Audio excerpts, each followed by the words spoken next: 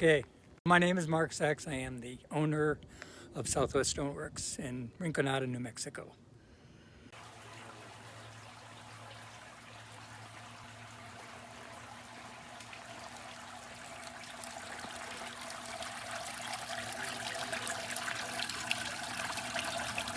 Start off with a raw hunk of stone, and that takes various shapes and from different places in the world, and then we basically try to get it, rough it out. They call it a roughing out procedure, where you take it from some amorphous giant shape into something that might resemble the final product. Then we use pretty much every tool we have to shape it. So we use diamond chainsaws, diamond blades, drills, hand chisels, pneumatic hammers, kind of about everything we have to use to make it do what we want it to do.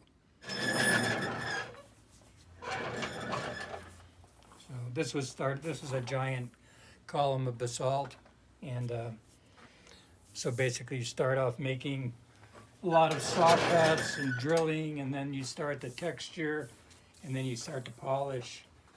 And this side here still needs work. This is the natural part of the stone still, and this is starting to be textured up here. And then this will get polished, and it gets flipped over, and the base gets flattened, and hopefully somebody will want it. We prefer to do mostly our own work and then put it out there, and people come in and hopefully like it and buy it. Commission work is always a dance between you and the client, and things get compromised along the way, and so it's a little bit more complicated. So you have to provide a model, and they have to approve the model, and then you make the piece. And as you're making the piece, they oftentimes come and say, I like the way it's going, or let's change it. And we did a big piece for a guy up in Taos. So it was 15 tons, 9.5 feet tall, 5 feet wide, and 5 feet. And he came down every Sunday to look at the progress of the stone. This is basically some of the raw material that I do a lot of my sculptures out of. These are basalt columns from Washington State. They're pretty much about 13 million years old, so they're relatively new stones. So it's the largest lava formation in the world is up in Washington State. It's like 40,000 square miles, and it's about 3,000 feet deep. And supposedly what I've heard is from geologists that there's a mountain range buried underneath the lava. This is the piece of equipment that we purchased with the RDC grant. It's an Italian saw, and it takes a 30-inch blade, so the blade will be right through here, which allows us to make a depth of cut about 13 inches deep.